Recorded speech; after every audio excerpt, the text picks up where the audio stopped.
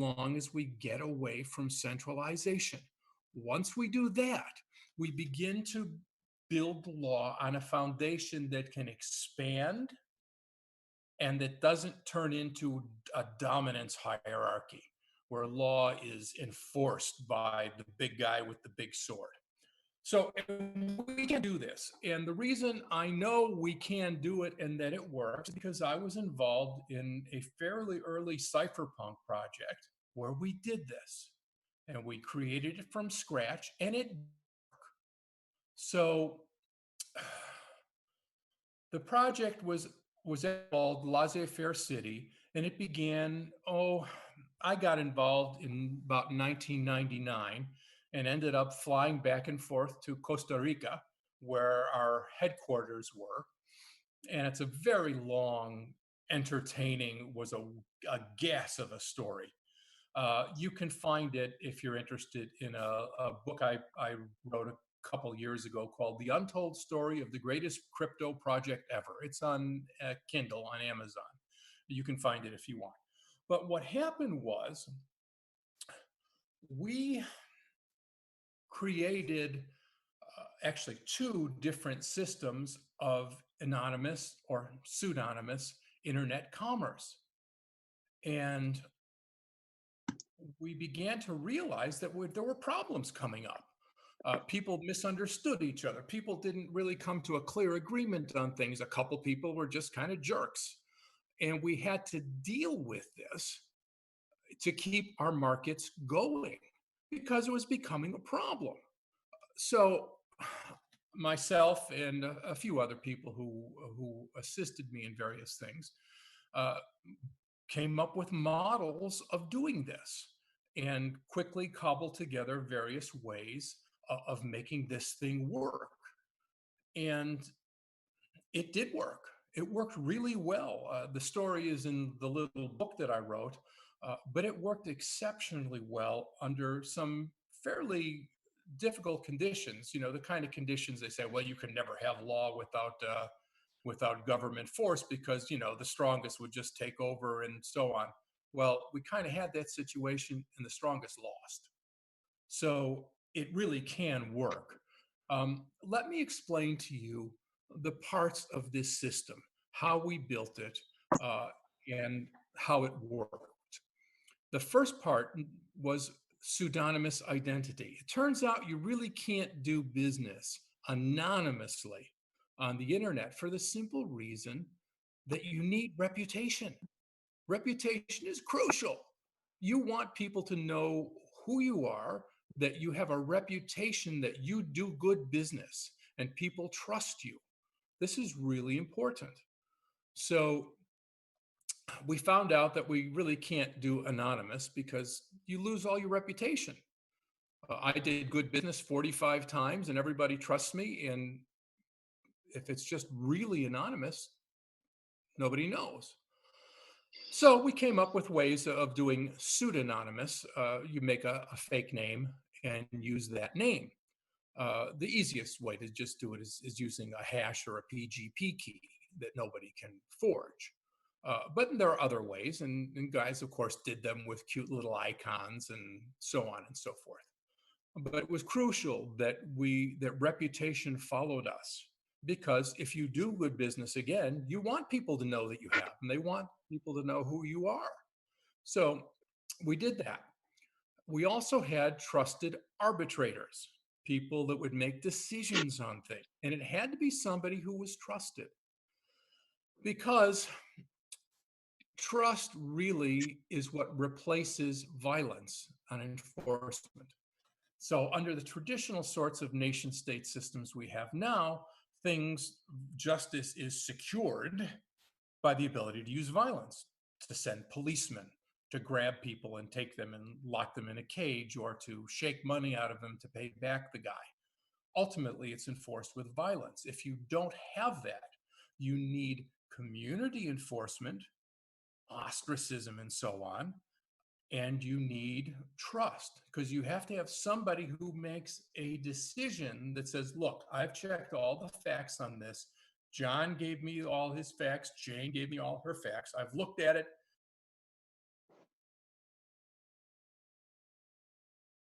I've listened to their arguments, and this needs done. So, and then the community has to respect that. So this is really the thing that matters. So you need to replace violence with trust, and we do that by having a reasonably trusted arbitrator putting out thought out opinions. And like I say, it really did work, and very well. Now, another thing we put together are statements, are the principles of justice. And we created them, and it's called the Common Economic Protocols. You can find the final version up at enterplex.net. If you don't know what the Enterplex is, it's a good place. You should go take a look around. It's enterplex.net. And if you look in the, I think it's in the files section, you can find the Common Economic Protocols. And that's a set of 26, if I recall, principles of justice. These are the things that our justice stood upon. This is what we believe. This is what we will choose based upon, so everybody knows what it is. That was very important. And it was a crucial job to put it together. The next thing we used was a contract registry. And this is an odd concept for us these days because we do justice after the fact. That is, I do business with you and I don't really think about the justice process at all. When we get to the end, if God forbid something breaks down, then we go to the lawyers or to the court or whatever. When you find when you're doing justice without force, that you have to do something ahead of time. And so what we did is we created a contracts registry, and we also created arbitration clauses that were put in the contracts. And it was very easy and very brief. These days, I'm sure you would just put it in an automated contract if you're going to use one of the crypto systems that automates contracts. You would just put it right in the beginning and say, any problems with this will be handled by such and such arbitrator according to the Common Economic Protocols, version 1.1, boom, done. That was necessary to get that resolved in front. What will happen? And it's, like I say, it's not hard, and it's type of thing really would be a good idea to just write into any automated contracts. So we did that. And the other thing we found out was we developed a very strong preference for mediation rather than arbitration. Arbitration is a lot more like a court case, like the traditional court case we think of in nation state law, where you present your sides and the arbitrator, essentially a judge, comes up with a verdict and publishes it. In mediation, you say, look, John, Jane was expecting this from you and didn't get it. She only got 2/3 of it. Jane, John thought this, and this is how I think we should divide it, and everybody get back to work. And you find out that in almost all cases between reasonable adults, you can pull something like this off. It's a job. It's tricky. It requires a lot of thought and effort. But the purpose of this whole thing is, again, not to execute justice and law and punish the evildoers. It's to keep everybody creative. It's to keep everybody productive and keep them working. So mediation, we found out, was really the thing you want. You want to go to the arbitrator and have him or her sit down and work out the process. So everybody ends up coming out of it reasonably happy, or at least not too unhappy, and goes back to work. That's what we want. So we found out that that was really very important. One of the things that we did not get to build, that it was difficult and took a lot of time, was what we called a web of trust. And that is a computer program, maybe a service. It depends how you want to do it. I've got a graphic or two on it of who trusts whom and how much do they trust whom. And every node on this web, on this chart, every intersection is a node, and everything else, every line connects to someone else. And I rate Bobby 95%. I think he's wonderful. another friend rates Bobby so and so percent, and 100 other people rate Bobby very highly. And as a result, he has a 96% trust figure. Well, you can be pretty sure that you're going to be all right if you do business with this guy. Somebody else may only have an overall trust number of 45. Well, that person, you want to be careful. Maybe you require some money up front or whatever. But we wanted this web of trust, and you can do it all sorts of ways. You can anonymize it. You can sell access to it. The person who operates this thing certainly deserves to get paid for it. So there's ways of doing it. And there was another idea we had that we called a bonding web. And we didn't build this one either. Again, these are hard things to build, and more so in 20 years ago. Remember, this is all going on in 1999, 2000, and 2001. So it wasn't as easy as things are now. We didn't have the tools that we have now. But a bonding web was almost the same thing, where I put up, 5,000 Satoshis and put them into escrow for my friend Jim. And somebody else likes Jim a lot and puts up 10,000 Satoshis, whatever, it doesn't matter what it is. And so we bond each other. We're providing trust in advance, saying, I know this guy. I'll put 5,000 Satoshis at risk for this guy. I know him. And so if you do business with this person, you can then know that there are 100,000 Satoshis that people have put up and an arbitrator that you're choosing. And if this arbitrator decides that this guy really screwed you over, you've got access to all that crypto as recompense for it. So it's a bond of sorts, and you can do this massively parallel. It can be done, and it can be done again a lot easier now than it was 20 years ago. But it can be done, and it's a really good idea, in my humble opinion. Another thing we wanted to put together was a Justice Providers Association. That is, all the arbitrators, I wanted them to get together and to be able to share their findings, like they did in the old common law, where a judge would look at a particular case, and if it was an important one, they would write their findings and send them to the other judges so they had them and they could review them. I wanted to do that same thing. We did do it just a little bit, but because of complex reasons, it didn't last very long. Not that there was any particular problem with it. It's just, these things are always complicated. When you're dealing with hundreds of thousands of human beings, it gets complicated. Another thing we did have and built was an escrow service.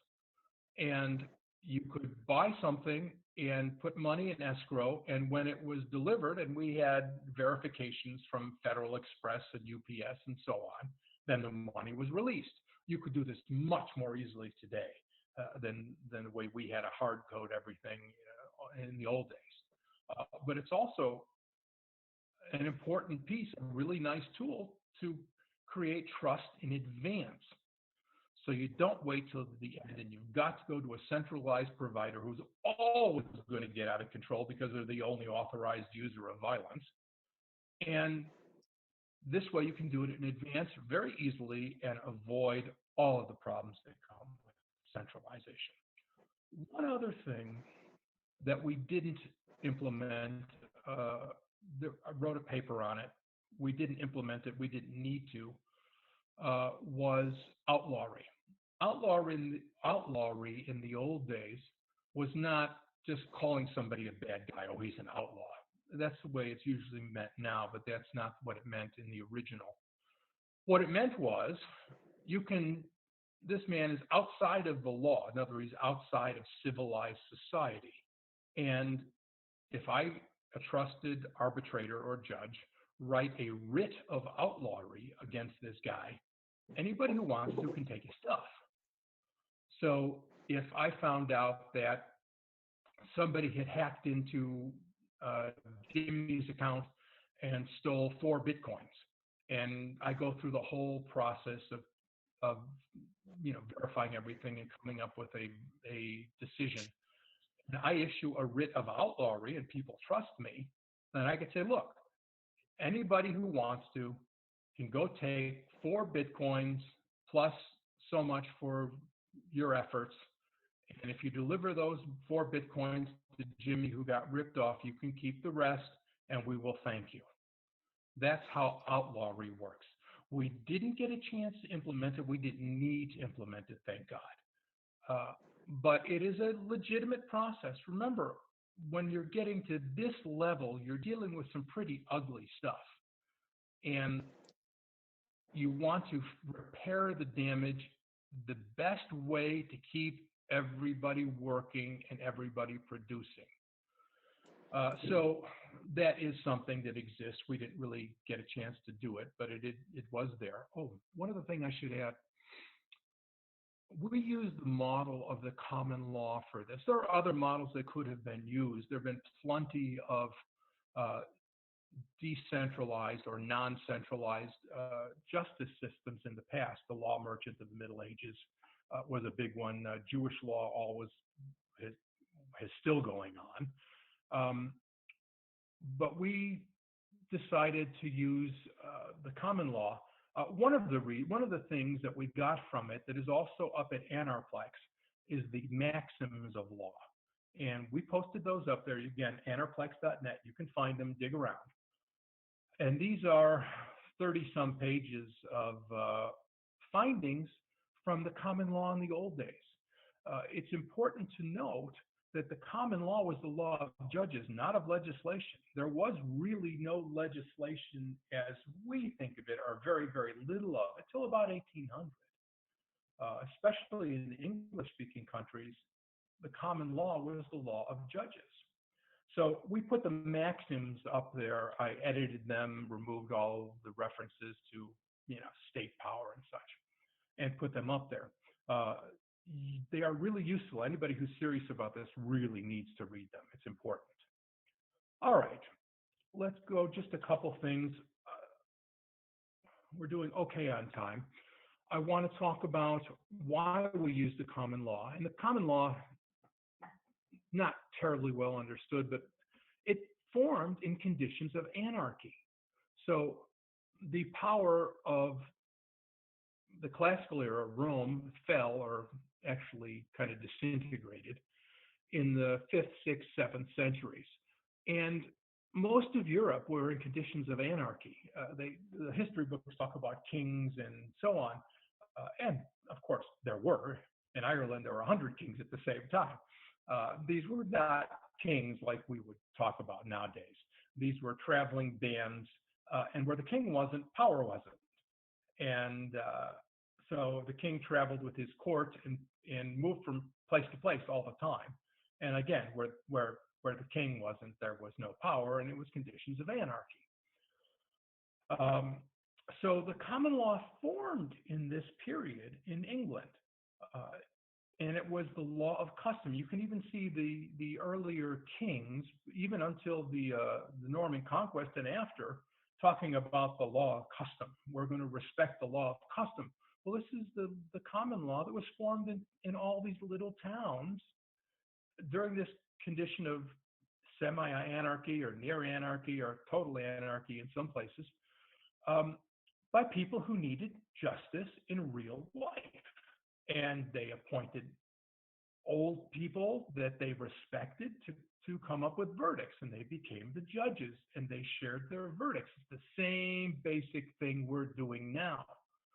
And the judges, the purpose of the judge was to decide what was just in each particular case. And if it was an important case or they had stumbled upon an important principle of justice, they sent it to the other judges so they could see it. And this, again, is what ends up in our maxims of law. Again, there was no legislation. This was all principle driven, and we have a long and rich record of it.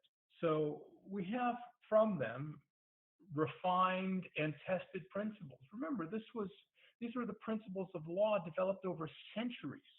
So you find that human life is exceptionally complicated. Humans do all kinds of things. And so we have records of all the best principles of law from the common law, which is, depending how you count it, 4, 8, 10 centuries. we'd be fools to just ignore that. All that experience, all that learning, all of those applications, we have it. We can use it. It's not hard. So that was really an important thing. Now, before I run out of time here, I want to talk about something that's important for right now with people automating contracts, and that is You the have plenty difference. of time, Paul. No worries. Oh, oh, great. Okay, we'll have plenty of time for Q&A. Thank you. There won't be any Q&A because YouTube stopped our live stream. And the way that you're talking to everybody right now is that I've got my iPad sitting on my laptop in front of my laptop camera, filming you on my screen to the people in the room. Wow, Okay. is that a hack? I didn't give up, but that's the state. I didn't want to interrupt you and tell you what was going on. But yeah. Right. Okay, cool. All So right. Oh, God help us. just roll with it, All man. right. This has been a real technical clusterfuck, man, and doing this talk. So don't stop, man. Okay. Okay. All I've got to right. be somewhere I've got to be on another call at 9. So you have it until 9. Okay. Oh, no, I won't go nearly that long. Okay. Okay, cool. No problem. All right. So there's a really important thing, especially as we're getting into automated contracts and things like that we have to understand something, the difference between the mechanical and the organic. Uh, Here's what I mean. Ever since, the Enlightenment era began with Kepler and Newton and all of the people who worked with them, that they began to figure out how the universe worked. And they found out that it worked by math, which was, a miracle. It was unbelievable. It was tremendous. But as a result, people began to think that all the universe is mechanical and everything in it is mechanical, and we can see the world as mechanical, and we ought to see the world as mechanical. That's overstated. Now, here's the thing. The mechanical model is wonderful for science. Again, we found out the whole universe works by math. Oh my God. So it's hugely applicable there. And it's applicable for machines, and it's applicable for very many, many types of analysis. Humans, however, are not mechanical. We're organic. So while the mechanical model is wonderful for whole ranges of things, it's not particularly wonderful for us. We don't operate. Machines are built, they operate at a steady state, and then they break, usually catastrophically and very, very quickly.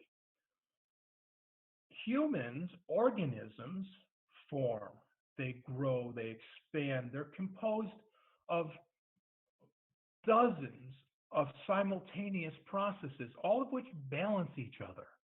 We have this thing in biology called homeostasis. That means for every process, there's something that turns it on and there's something that turns it off. And both the turn on and the turn off are working at the same time, balancing each other, not to mention balancing over against the other dozen systems. So applying a mechanical model to an organism doesn't really work. So when we start automating contracts that involve humans, we have to provide an out. We have to provide some sort of process in advance that applies to exceptions. Because again, human action is so complicated and so vast that whatever rules you write, if it applies to humans, eventually there's going to be an exception to the rule, and people are going to be really unhappy, or things will go badly if you don't have some way to fix it. The way to fix it is dispute resolution, aka commercial justice. So we have to have these things in our automated contracts, because eventually problems will come, and they'll make people want to turn away from it because there's no recourse. So you can do it on a simple betting market, I'm sure, but when you get more complicated, it gets to be a problem. Also, when we get automated contracts between machines that are complicated enough, it's going to make problems. There's something, those of you who like such things, math and systems, know of Gödel's theorems. And that Gödel, a mathematician in the 20th century, found out that any system that has enough axioms, enough decisions, enough choices in it, if it's complicated enough, it is either wrong or what's the right way to say it? It will have problems. It either self-contradicts itself or has gaps. Math guys, forgive me for stating that poorly. I don't have all my notes in front of me. But it's a problem. So contracts that are complex enough will break. So you also, for them, need some type of recourse so that we can fix these things and, again, keep everybody moving forward. We want to do things the simplest possible way, and that at some point requires us to have a justice system in place so we can solve these problems as they occur before they become bigger problems and spread. I hope that makes good sense to everybody, but it really is necessary. Now, I got one more thing I really want to talk about. This will take a few minutes. And this is to those of you who are interested in this topic and who think maybe that you would like to be involved with doing something like this. First of all, I can tell you from my limited experience and long time ago experience that it's immensely rewarding if you can do it. It's scary and it's hard, and you write your findings when you need to, and you're afraid people are going to try to pick them apart because you said something wrong. It's scary and everything else. You review it 10 times before you send it out. But it's tremendously rewarding. So those of you who are interested in it, I encourage you to look into it and step into it. Here's the things that I think you should keep in mind if you're thinking about that. One is you have to take it very seriously that the internet is a surveillance system. That's what the internet is these days. It sucks.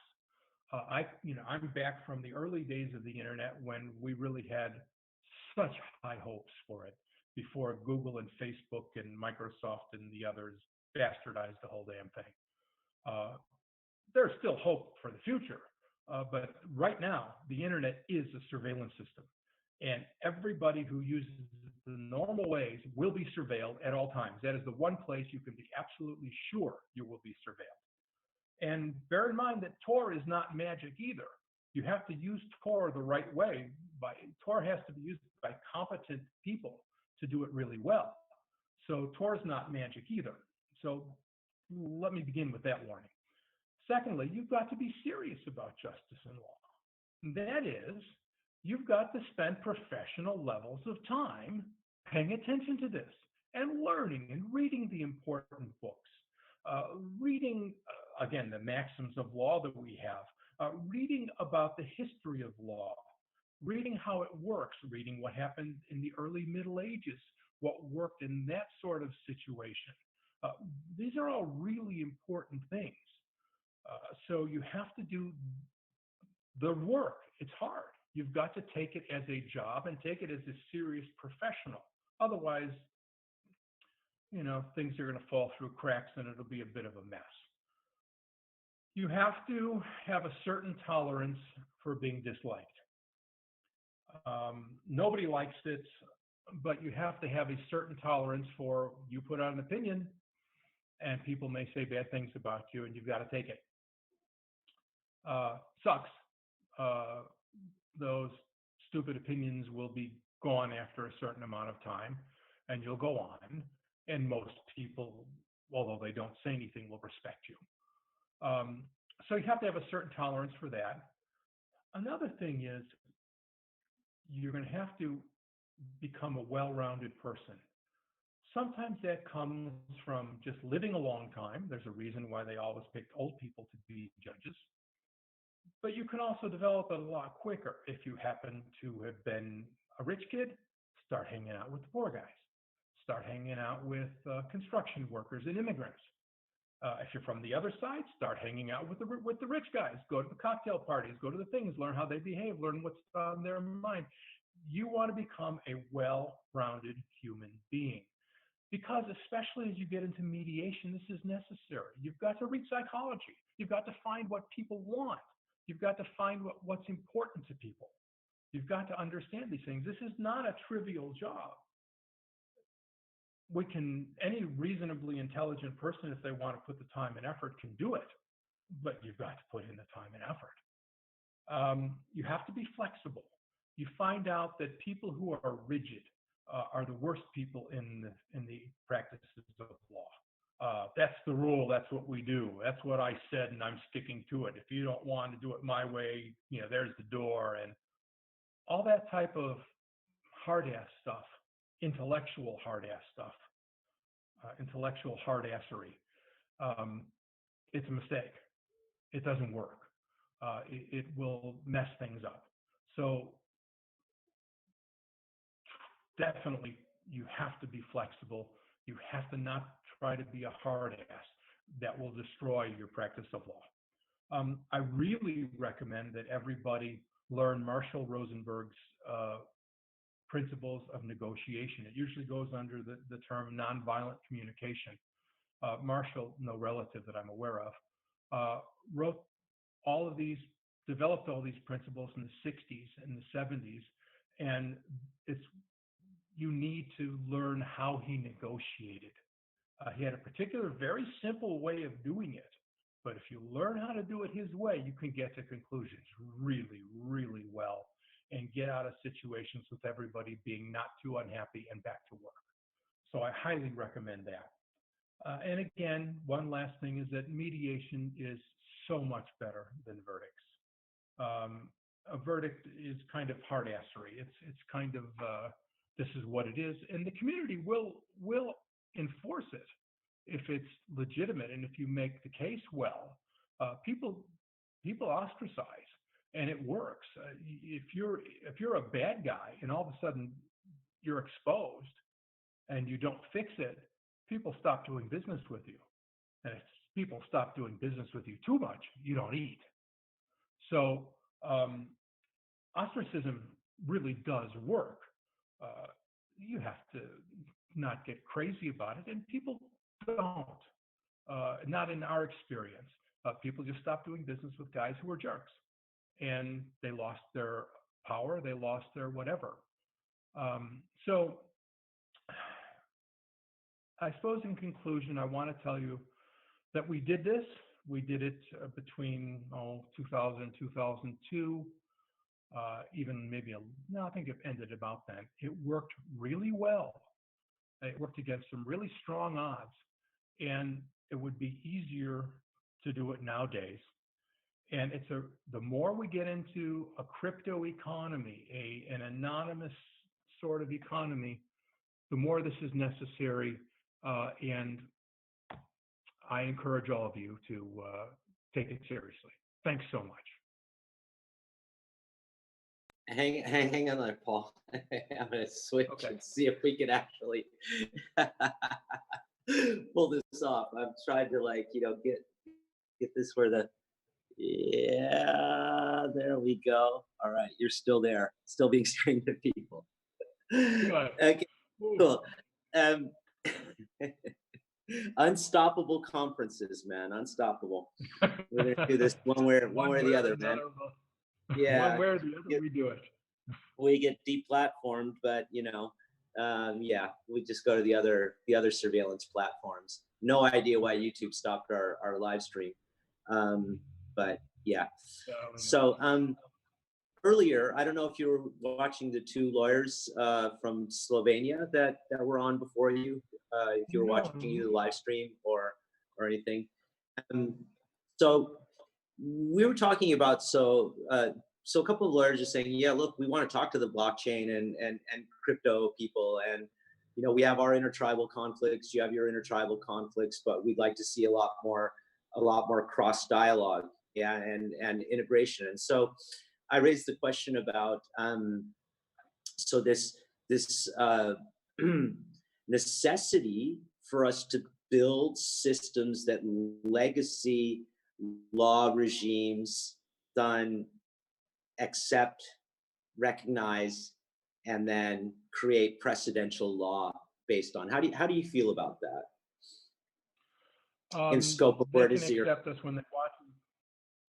Yeah, they can accept us when they're ready to accept us, and I'm not going to change a damn thing to make them like us more, because their model and our model are not at all the same. And if we try to build according to their model, and we care so much about getting them to accept us, we're going to blow it. We need to do our thing. We can be cooperative with them. We can be kind and sharing even with them, but we don't change our model. Our model is ours, and we don't compromise our model in order to get them to like us. We don't suck up to power. To lawyers, individual lawyers, they can be our friends. To even legal associations, they can be our friends. But we have our model, and they have theirs, and that's okay. And we'll cooperate as far as we can with everybody. Just we don't change our model to make people like us. Yeah, that's I guess that's so that we allowed ourselves to be co-opted in the first round, right? Yeah, we don't want to do that. Our principles are different, and they're better, and we don't compromise them for what? To get a payday, to try to play Mark Zuckerberg? No, thank you.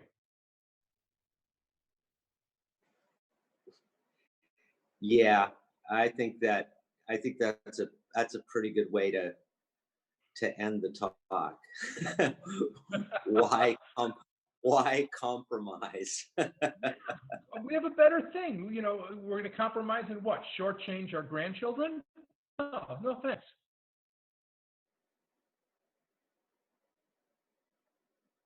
Paul, brother, thanks for coming, man. My pleasure. Thanks for all the stuff that you tolerated to get here to do this for us. Yeah. You're welcome.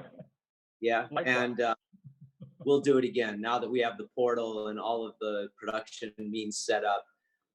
We'll definitely can do some more stuff that we can put online, and would love to talk to you again, have a dialogue, and thanks so much for being here on the first day of this virtual conference, man. My pleasure. Take care. Peace.